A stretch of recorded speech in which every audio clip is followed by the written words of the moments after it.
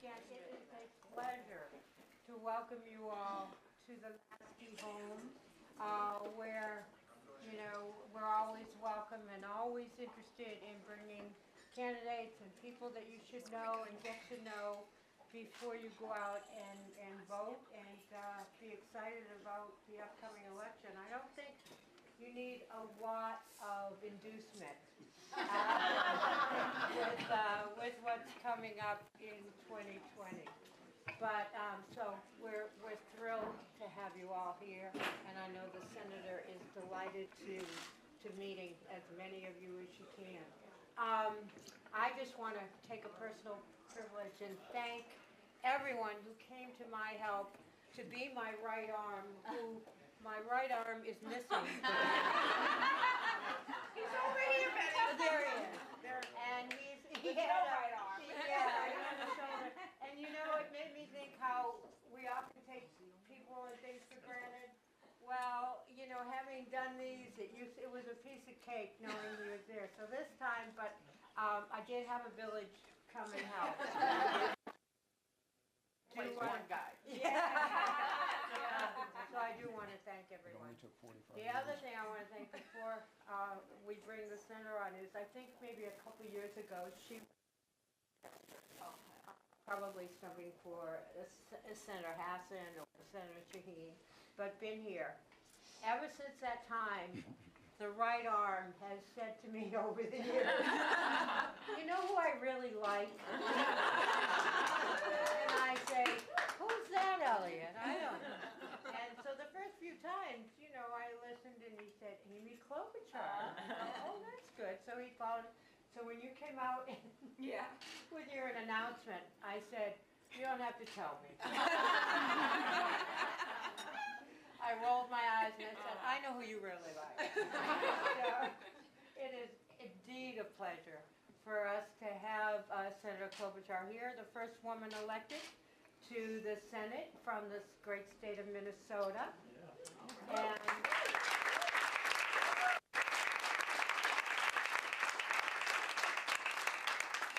that election, she has been a most effective legislator. In 2016, she was stated the person to have gotten the most bills passed in that 114th Congress. So, and having been a legislator, that's a real achievement.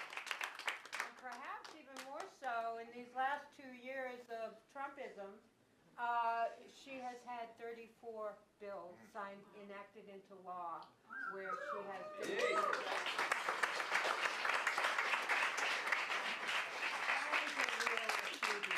She's a friend to working class people, is interested in bringing equality to and jobs, and one of my passions, voting rights. Yes. And also she has been active and been involved here in helping to fight the opioid crisis. So we are extremely lucky that she has decided to make the leap to run for President of the United States and be President for us all. So again, it is my pleasure to welcome you.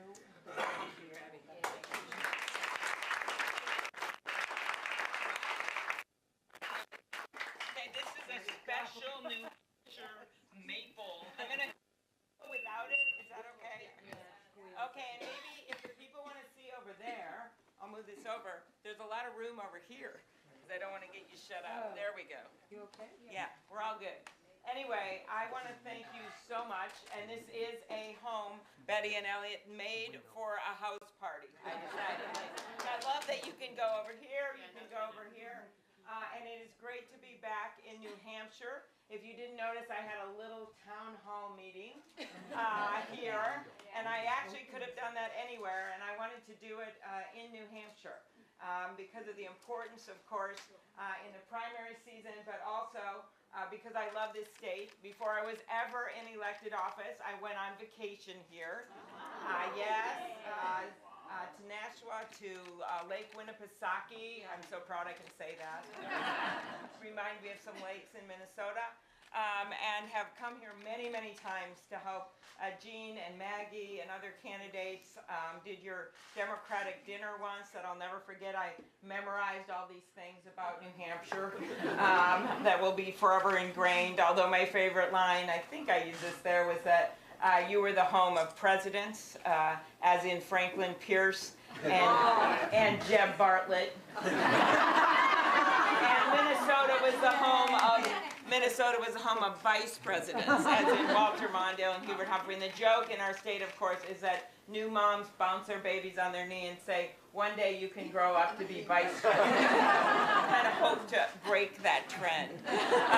So we have some great elected officials here. I know the mayor's wife is here. Mayor Johnson's wife is somewhere. Vicky? Yeah. Over there.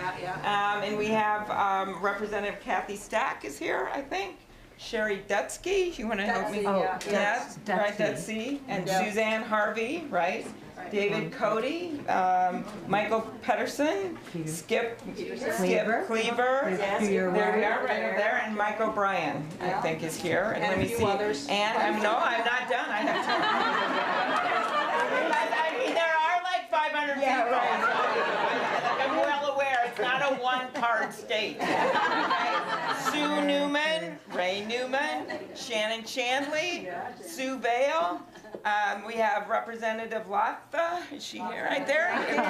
We took a photo already when I came in. And then Manjaputi. And then your former Attorney General, right over here, Joe Foster. Thank you very much.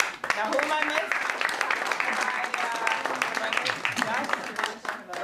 Bruce Cohen from Nashua. Yes, exactly. Bruce Cohen, it's an honor to have you here. Thank you very much.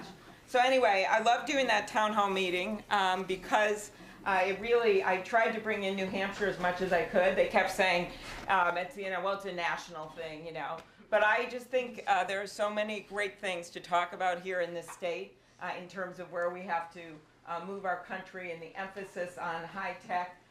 Everything from I was able to bring up Mr. Kamen and the segways and the robotics, which has been a big deal in my state, and he's come out several times for our robotics conferences, as well as, by the way, your emphasis on tourism, something near and dear to my heart. I head up the Tourism Caucus of the United States Senate. I've worked really hard on things like Brand USA, and have worked with Jeannie and Maggie on those things as well.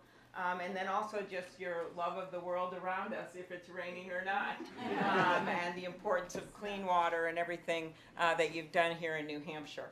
So as you know, I announced my candidacy on a snow globe perfect day. I literally still can watch the video and watch myself grow old in 20 minutes. It's the weirdest feeling as my hair goes more and more. Which I don't always, only in New Hampshire would you guys appreciate this as much, but if you can imagine, it's snowing on each page. And halfway through, and I didn't have a teleprompter, nor did I want one, but can you imagine the embarrassment of people brushing it up? So each page, the snow would mount on the second half. And I couldn't see the words anymore, and I couldn't wear gloves to turn the pages, so I kept trying to go like that in a very subtle way. And at one point, you see me put my hand in my pocket, because I thought I couldn't move it anymore while I was giving the speech. But it was such an incredible thing for states and citizens that love the outdoors, because we didn't know it was going to snow that day, and we had somewhere between 6,000 and 9,000 people. We know by the number of hot ciders and cocos. We had 4 huge fires that no one was aware of to try to make sure people would come. It was like some weird Nordic festival. And people literally arrived on skis and sleds, and it just was this incredible community feeling that they were able to come there and wanted to come there through all of that. And I think you know why that is. It wasn't just about me. It's about this incredible energy and excitement that we have about this election coming up in 2020. And I picked that river because I thought it was important to make the point that rivers connect us throughout the country, including the great Mississippi, but that we also need to cross the river of our divides, which has been, of course, worsened by our president every single day, but cross the river of our divides and walk that sturdy bridge that is our democracy. No one knows that better than the Granite State, with your high interest in electing almost everyone in the state. Cross that sturdy bridge of our democracy to a higher ground for our politics and for our country. And I also picked that spot because it is literally, well, it's about a mile from where I live, and about a mile and a half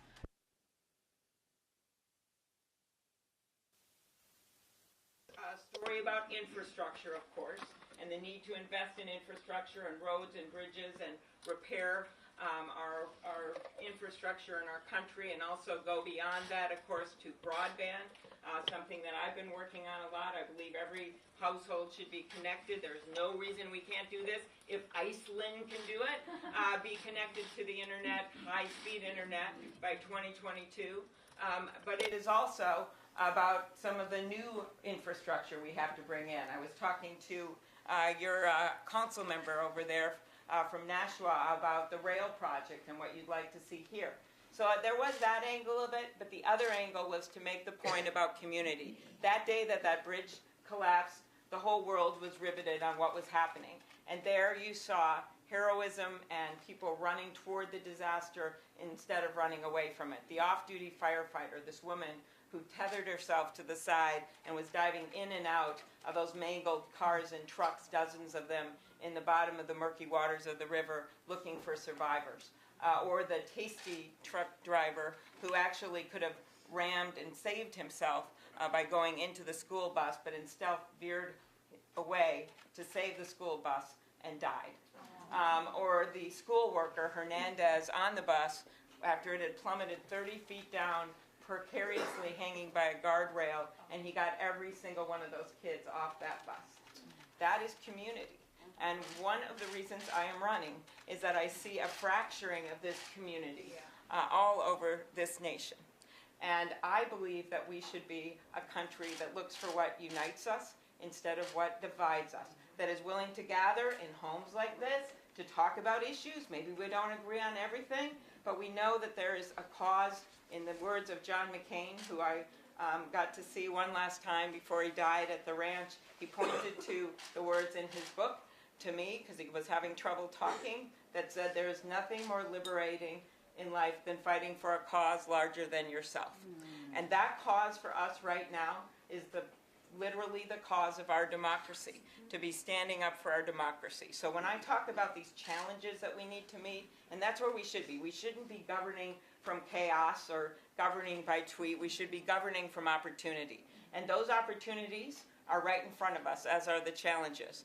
And one of the things that really bothers me about the Trump administration and about President Trump is that he keeps doing things to disrupt the discussions that we need to have, and dividing people on really hard issues like immigration instead of bringing us together on that issue, because we know we have to move forward.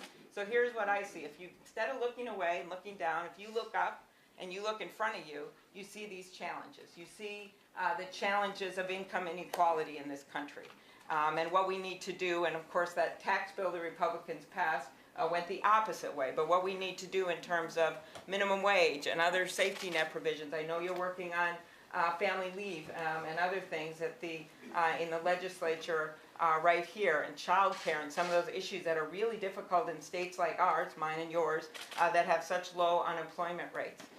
You look at the issue of digital disruption, where we all know these jobs are changing, and you're getting on the front end of it in New Hampshire with some of the high-tech work you're doing, but we also know that jobs are going to go away that are there now, and we have to start anticipating that, training people for the jobs that we have now and also the jobs that we have in the future. The education system, the importance of, instead of allowing people who kind of fall off the grid when they don't graduate from high school, I did a lot of this when I was county attorney, to try to get them interested in the jobs we have now. And I think we've done a really bad job of that. 1- and 2-year degrees, and making sure those are accessible for everyone when we have so many openings in things like manufacturing and other things across this country. Other challenges with the digital disruption, privacy legislation. I lead the only major bipartisan bill in the Senate with Senator Kennedy of Louisiana. He's quite a character. If you've seen him on TV, I was teasing him. We're doing the gridiron together, that anything he says will make me look presidential. And I don't mean it as a cut to him. He's just so hilarious. So we have this bill together on privacy, which basically says, and this is my view of this, is these companies are incredible, these high-tech companies. We know that, but basically they've been saying, hey, we got your back, we'll protect you. And person by person, people's data is getting hacked into, elections are getting hacked into, I mean, you name it. And so that's why we need some privacy rules of the road to allow people to opt out of data, to have them have notice of breaches, so we can have a better job. Because right now we literally have nothing that's going on there. Another challenge, climate change. You certainly know how important this is in New Hampshire, given your location, as we see rising sea levels, as we see last year, the hottest year of the top 4 years, one of the top 4 hottest years in the history of recorded temperatures.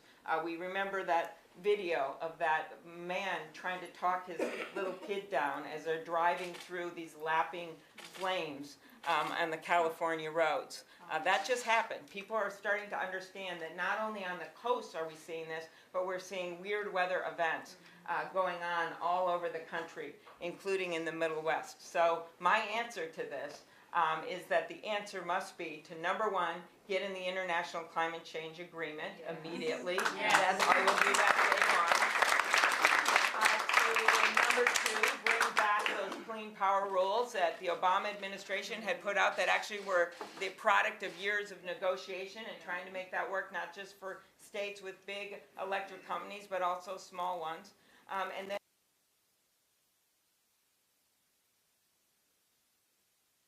legislation to upgrade our buildings and to take this on in a very big way.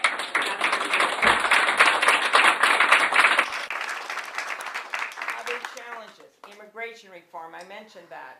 25% of our U.S. Nobel laureates were born in other countries. Nearly 70 of our Fortune 500 CEOs were born in other countries. Immigrants don't diminish America, they are America. And instead of just simply talking about this as a security issue, which is where the president wants to go, and as you know, the bill that Jean and I supported, I think Maggie wasn't there yet, for immigration reform involved security at the border. It involved funding for that. But most importantly, it involved a path to citizenship and a smart way for our economy to move forward. And that's what this is about to me. Another challenge, healthcare. I believe we need to move to universal healthcare, right? That everyone should be covered in this country. But we have to do it in a smart way. The Affordable Care Act was a beginning, not an end. We always knew we were going to have to make changes to it, but we've been stymied every bit of the way. We'd like to bring in more reinsurance. We'd like to do more with cost sharing. We'd like to take on some of the things that I know Dartmouth, Hitchcock, with, did I say it right? Yes. But when I did that town hall, I said Dartmouth Medical Center. Wasn't sure. Now I am. I looked it up. Okay, so Dartmouth Hitchcock Medical Center. I went there with Jeannie once to see, because they were working with the Mayo Clinic on studying how you can best put in incentives for quality care. So it's not just how many doctors you visit, it's what are the outcomes, what are the results. And that's not only better for patients, it's better for results. So we should have been doing more in that area since we passed that bill. Obviously, a public option that will bring down the costs of these premiums. And you can do that through expanding Medicaid, or you can do that through expanding Medicare. Both of them would work. And then finally, prescription drugs, pharmaceuticals, bringing those costs down. I have been leading these bills in the Senate before it was cool to lead them. And that is because I heard from my people in my state about what was happening. The woman I brought to the State of the Union, Nicole Smith-Holt, who literally her son aged off his mom's insurance. Imagine how she feels about this. And then he was diabetic, rationing his insulin because he couldn't afford the $1,200 century. He started rationing it and he died. That happened in our country. That just happened last year. And so that's why I am strongly in favor, and I've led this bill for years, of unleashing the power, and this will reverberate through the system, of 43 million seniors to unleash their power to negotiate better prices under Medicare. Right now, we are banned from negotiating less expensive drugs from other countries, like Canada. In my state, we can see Canada from our porch. And so, that is a great example of when you look at their numbers and what they see, that we could do that, or from other countries, or we could trigger it based on whether or not there's competition or if prices have gone up. There's ways to do this that would work. And then one last thing I want to mention is right now, because people don't know, this is outrageous, and I think if this one came up for a vote, there is no way my colleagues could vote against it. This is a bill I have with Senator Grassley that basically says that big pharmaceutical companies have to stop paying off generic companies. This is what they do to keep their products off the market. It's called pay for delay. They benefit, we lose. And so it is time to tell the pharmaceutical companies, as good as they are, as many people as they employ, we want to keep them strong, but they think they own Washington. Well, they don't own me. All right?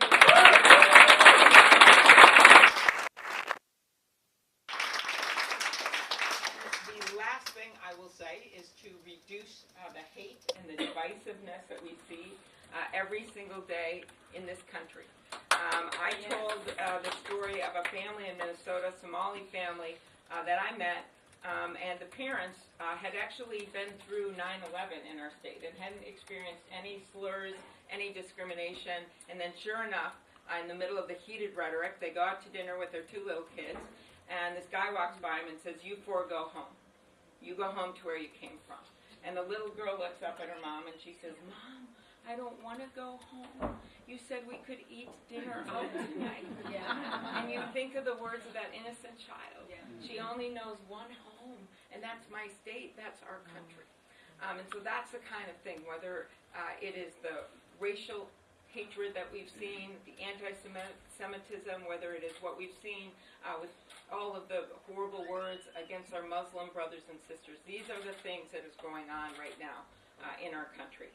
And I'll end with this. I was just out in Georgia. Okay, it was a little warmer. And yesterday I was in South Carolina. We had incredibly huge turnouts there in Greensville and then in Columbia. And we did house parties that it would have ruined your house. Anyway, so we did these things there, and then before that we were in Atlanta and I got to meet with Stacey Abrams, and we did it was incredible. We did a meeting on voting rights, and I also was able to go to Plains and see Jimmy and Rosalind Carter. And we had pimento cheese sandwiches, and we had tomato soup, and I think he is, if not now 95, almost 95. He was just incredible, talking about the campaign, talking about New Hampshire, talking about staying in people's homes. One of the more funny things was when he said, "Well, one of the reasons I did so well is a lot of my opponents were in the Senate." That was a really inspiring moment. That went really well. But he just talked about the grassroots nature of his campaign back then. And I told him how a few years before I had actually gone to the Carter Presidential Library.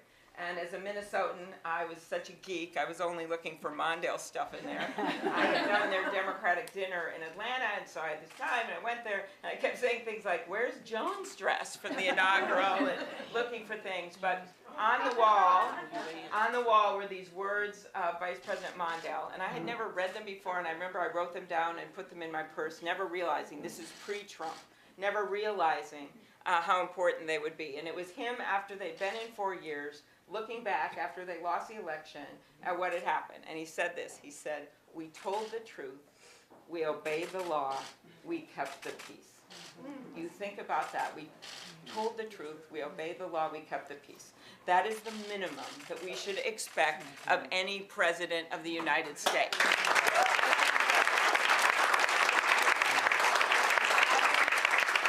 I pledge to you I will tell the truth and obey the law and do all I can to keep the peace. And I want to say one last thing, and that is about none of this matters if we can't win, right? All right, and I think you guys understand states like mine and yours, we have a strong sense of independent voters. If you don't believe me about Minnesota, I have 3 words for you: Governor Jesse Ventura. Okay, so we understand that. But we also understand that you have to have an operation, and you have to have what I have when you saw me standing out in that permanent snow globe, grit, okay? You've got to have grit, and you have to be able to reach people in places where maybe you don't always want to go. And I have always said that you go not just where it is comfortable, but you go where it is uncomfortable. And you've got to be able, and I know as a state that has sent the only 2 women in the history of America that are governors to the United States Senate, how cool is that? You have candidates here that understand that as well. And so I don't come from a big political machine. I don't have as much money, although I will tell you we're doing well, and we raised $1 million online in the 48 hours after my announcement. I said to one of the Republicans in the Senate, came up to me and said, "Did you really raise $1 million in 48 hours? And I said, I did, but half of it came from snow globe manufacturers." and then he said, "Really? You are such a Republican."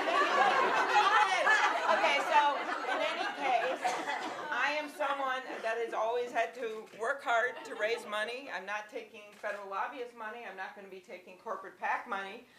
One of my elections, when I first ran for Senate, I was trying so hard, no one could pronounce my name, and I would call everyone out of Minnesota. They didn't call me back. And finally, I got out all my old address books, and I set what is now an all-time Senate record. I raised $17,000 from ex-boyfriends. And as my husband has pointed out, it is not an expanding base. I come to this race with that same Jimmy Carter grassroots approach, right? I am someone that has won, despite all of this I just told you, I have won every single congressional district 3 times in a row in Minnesota, including Michelle Bachmann's. Okay? Wow. I actually won her district more than she did. I won a bunch of the Trump counties, the rural counties, in this last election. He almost won Minnesota. It was Hillary's slightest victory across the country. And I did it by just meeting people where they are, by finding that common ground. And that's what I devote myself to all of you today, to tell you I will never stop working. We're going to win this race, and we're going to do it the right way, the New Hampshire way. So, thank you, everybody.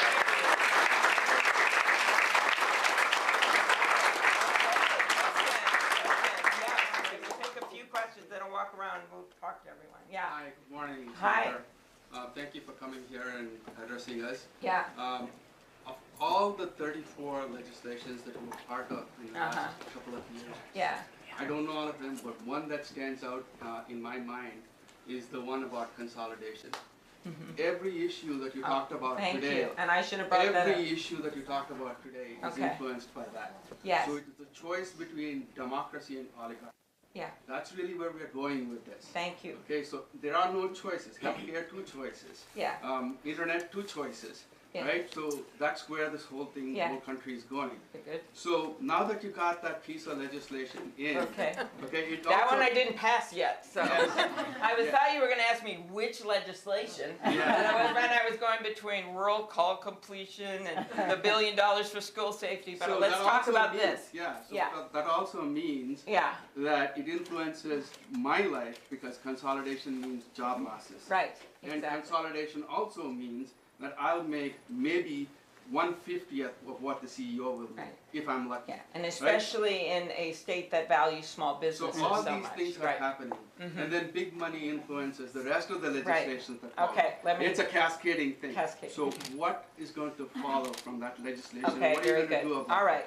Well, let me first start with, I think, with the fundamental democracy issues, and then we'll go to, he is talking here about something that I know you want to spend Sunday on, antitrust. Okay, but we're going to go there. So we'll start, first of all, with our democracy. I think that we need to, first of all, make sure that we do everything we can to get the dark money out of politics, and that means passing a constitutional amendment to overturn Citizens United.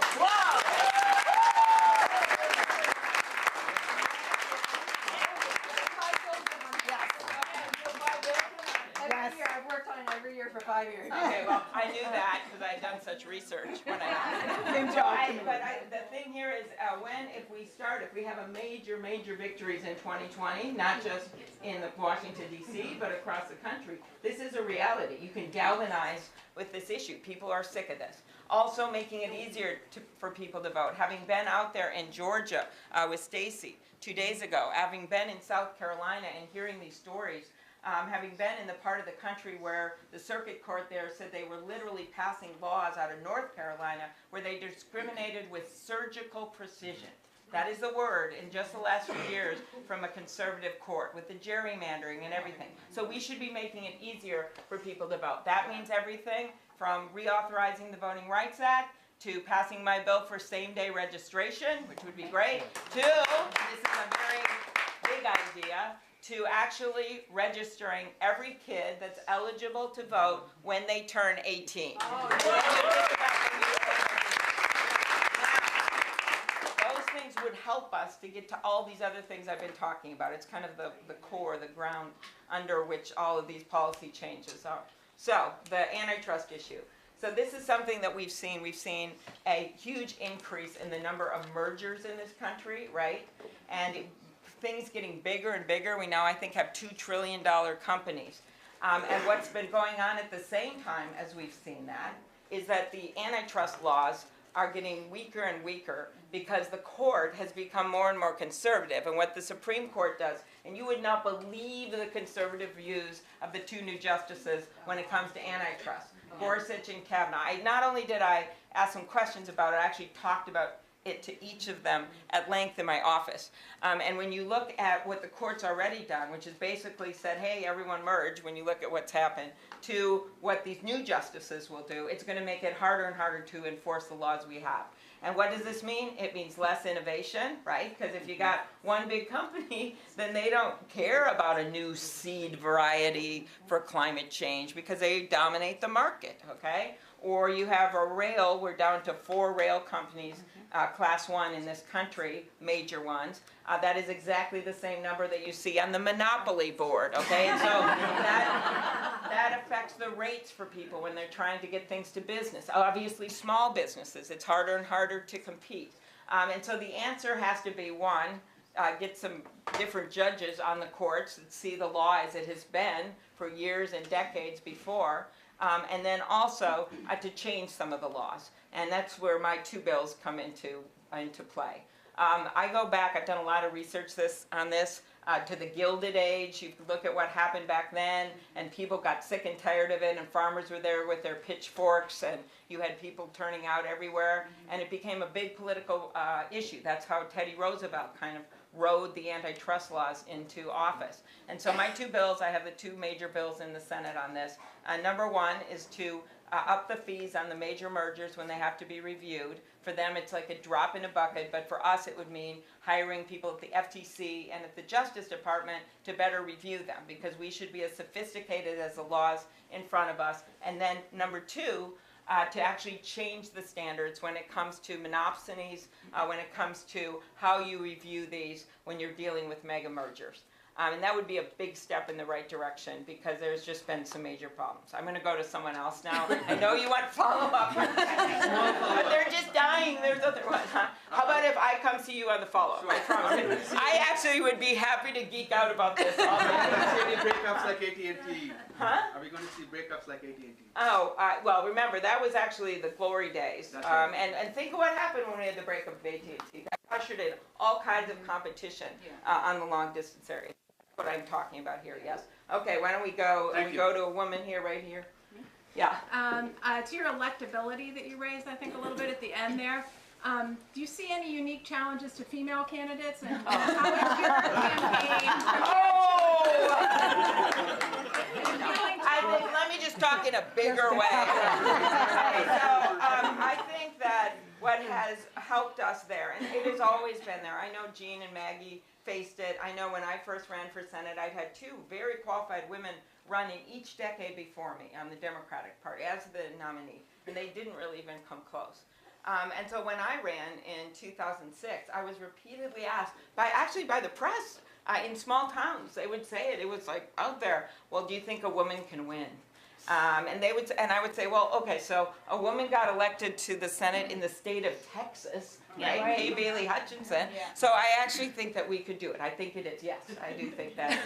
And then I remember the other thing I did that year was, which made no sense, but when they had run the other campaigns, they'd run on, we got to put a woman in there. And I think that just didn't work very well. So I ran on my record as a prosecutor and what I had gotten done and my ideas and turning ideas into action. And then every so often I'd be in a room like this and I'd get asked this question. And I would say, well, you know, I'm proud to be a woman candidate, but I'm not running on that. I'm running on my record of what I've done. And then I'd say, this is the weird part, last time I checked, half the voters are men. So if I was just running on being a woman, I might not win. And then all the men would go, and so somehow that helped, but it made no sense at all. I'm not using it this time. Okay, so the other thing I think that you've seen is that the expectations can be different. Sometimes that plays to your advantage because you can defy those expectations when you know what you're doing. But at the other hand, there's more expected. Like you can't screw up as much. Like, it's really something. And what I think is so cool about what's happened now, as a major change we saw in 2018, before that election, we'd had like I think in the history of we had 20-some women in the Senate. But in the history of the Senate, we'd only had like 50 women. I was on Trevor Noah, and I pointed out there'd been 2,000 men and 50 women, and he said, I've been in nightclubs with that ratio that had to close down. And he then said, I've been in gay nightclubs that had better ratios than that. So I think what you see in 2018 is just a change. It's just that all these new women have come in. It happened after Trump. It happened with the Women's March. More people of color getting elected. It's just been an incredible change. And so that's where I look at this as not how was it 10 years ago when I was being asked that question. It's how is it now. And now it is looking good. So, okay. My name is Gloria Timmons. I'm the first African American to be elected to a citywide position. Question, because I'm on the Board of Education in Nashua, and these guys know how I am, what's happening there. Do you have the temperament to go against you know who now? Yes. Well, I do. I think you've got to be tough enough. Okay, we'll start with that. But you also have to be strategic about this because I'm not giving away a secret to the media here. I think that too many times, it's not just about 2016, is that you just follow him down every single rabbit hole, right? And then pretty soon he is controlling the complete agenda. When I actually announced, he did a tweet because it was, I think, just like you guys know here, when a snowstorm's coming, it created this sense of an imminent disaster. The day that everything was going to be a disaster. So it got a lot of attention. And so then he did a tweet afterward and gave me my nickname, which isn't nearly as bad, Snow Woman. And so, well, he first said Snowman Woman, and I decided that was his first acknowledgement of transgender rights. But he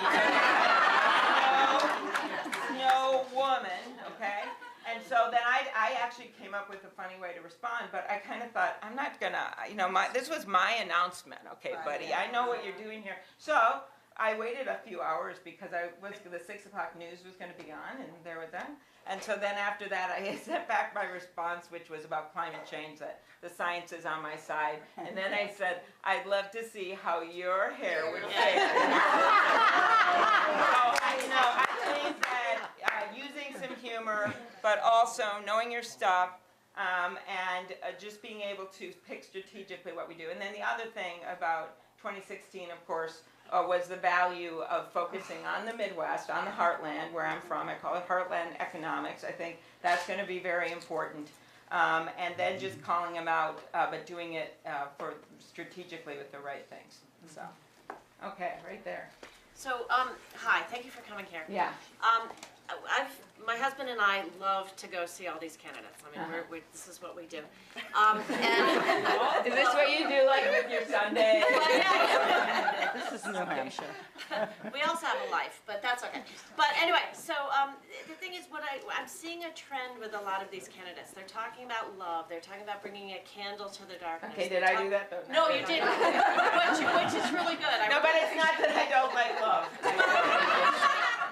But I mean, that's one of the traps that Democrats fall into. We expect people to work with us because we're rational, reasonable people. And so what I'd like to see more of is, instead of loving each other, let's have like tough love.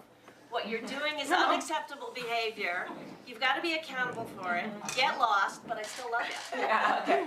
So I think that's a very interesting point because, and I'll just talk a little bit background with me, is that, so you probably heard during the Kavanaugh hearings that I grew up, my dad had a major drinking problem, an alcoholic, and he had 3 DWIs, basically. They were called other things back then. And it was the third one. The other ones were when I was in junior high or something like that. But the third one was when the laws had gotten a lot more serious. And that time, because he'd had these other 2, and this was like a few months before my wedding and everything, but he was actually facing jail time if he didn't go to treatment. And I actually took that philosophy with me to the county attorney's office, is that you are not helping someone if you just are, oh, I'm so sorry this happened to you. You have to have a carrot and a stick. Just to go off in the criminal justice a little, my jurisdiction, Minnesota actually has pretty low incarceration rates. It uses drug court a lot, probation. But you can't just say, and I remember talking to some of my favorite police officers about this, you can't just say, I hope this works for you. Yeah. You've got to understand that they're struggling with a major thing like my dad did, and that you make sure that you make everything available to help them, but there's also a consequence if you don't follow through. And so I think that this kind of philosophy, which finally got my dad on the right track, in his words, he was pursued by grace, is something to think about as you look at how you deal with some of these policies and some of the Republicans, and how you deal with Donald Trump. I think one of the best examples of this was Nancy Pelosi. Oh, yeah. She kind of knows how to do that. Showing that kind of leadership. I was reading an article about all her kids and how she was as a mom, and so I think that's pretty important. And for me, I don't like, with some of my Republican colleagues, I vehemently disagree with their positions on some things.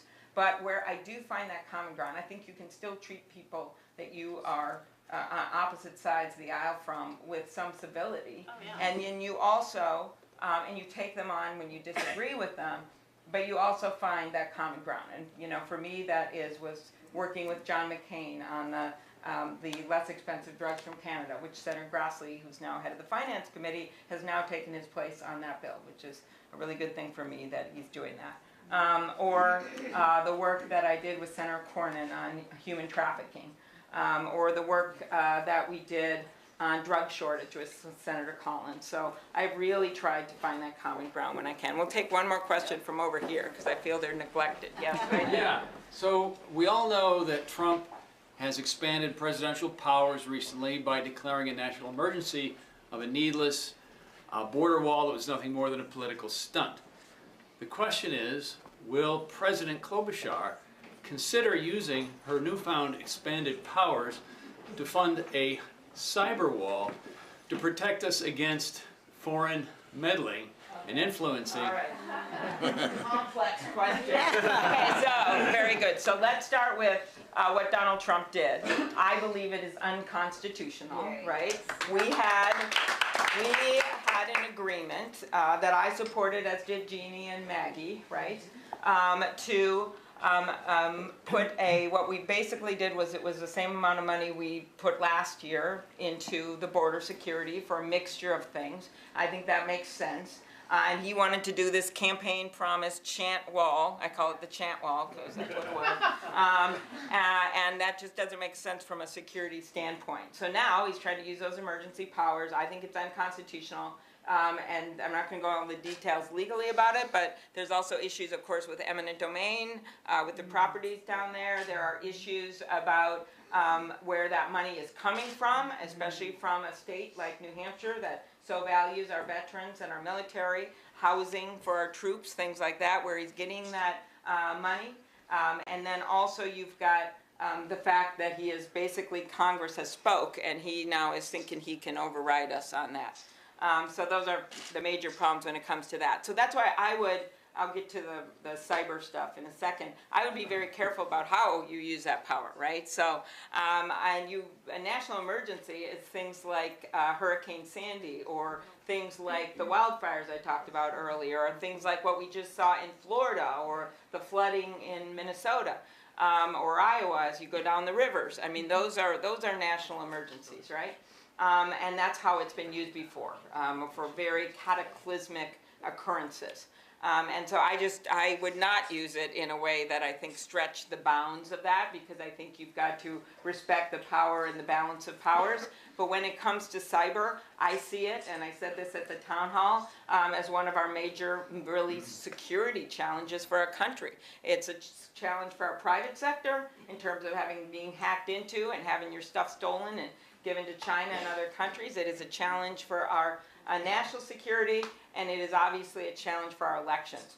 That has been an issue that I have led on repeatedly. I'm the ranking on the Senate Rules Committee, and that has allowed me to really dig in on those issues. One of the last things I talked to President Obama about before he left office was this issue, because I was coming in on ranking, and he said, don't let this go, because we have to respond.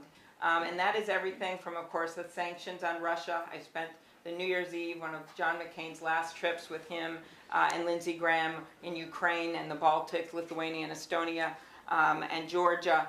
And we literally on New Year's Eve stood on the border where those Russian troops were on the other side with the president of Ukraine, with mothers who had lost their kids to Russian snipers. And you see firsthand what this is about. It is also about protecting the Mueller investigation, which may be concluding soon if we believe the news reports, making sure that that is public. So we have we need the information, we have a right to know, but it's going to help us to determine what we're going to do forward. Because, and I get to that, and I'll say that last, we have to protect our elections in 2020. Senator Langford and I always love naming Senator Langford one of the most conservative senators at a house party in New Hampshire here, right? But he and I have worked hand in hand on this election security issue, and we got $360 million out to the states, including New Hampshire, immediately actually, to the Secretary of State's last year, which helped, and that just money went out by percentage of population. It didn't go out to you guys? No, you mentioned the Secretary of State. Okay. I didn't mean to take a stumble here. Well, you'll have to figure out something there. Yeah, to figure out what your money went to. But it was for things like upgrading election equipment, things like that. But what was really frustrating to me is that we have this secure elections bill, Langford and I do, and also on the bill are Graham and Burr, the head of the Intelligence Committee, and Warner, and has strong bipartisan support. And Senator Blunt had a hearing markup. We were ready to go, and that thing got tubed. It got tubed by the White House. It was actually making calls. And what it did is it required what? Backup paper ballots, okay? Because there are a number of states that still don't have them. And remember, in a presidential race, while New Hampshire and Minnesota may have their acts together, if you have a state that gets hacked into, as they tried to do in 21 states, or you have a state that gets messed up, if we don't have backup paper ballots and it's a close election, imagine what that does to our democracy. It's complete chaos. And so you have backup paper ballots, audits, and just better coordination between the states and federal government. So we're not going to give up on that, and I am sure we have a counterpart in the House of our bill. And I'm sure something like that will pass through the House now, and then we'll put pressure on the Senate. Okay, that is a long explanation, but you can see I am into these democracy issues. They matter in New Hampshire, they matter for our country, and I just want to thank you. I'll walk around and talk to everyone. Thank you, everybody.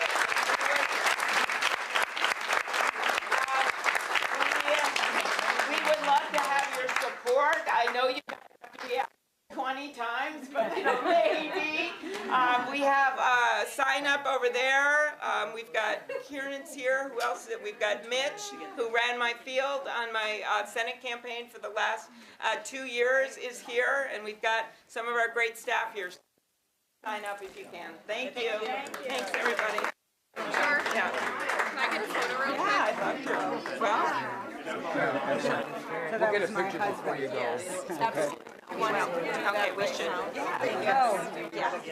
Over here. Let's move over Should we do the pictures over down here? Yeah, let's do that. We don't want the in the background. Wall there. Yeah, the wall. Okay. We're gonna do photos and things. Thanks, you guys. How are you? Do you have fun? Hi.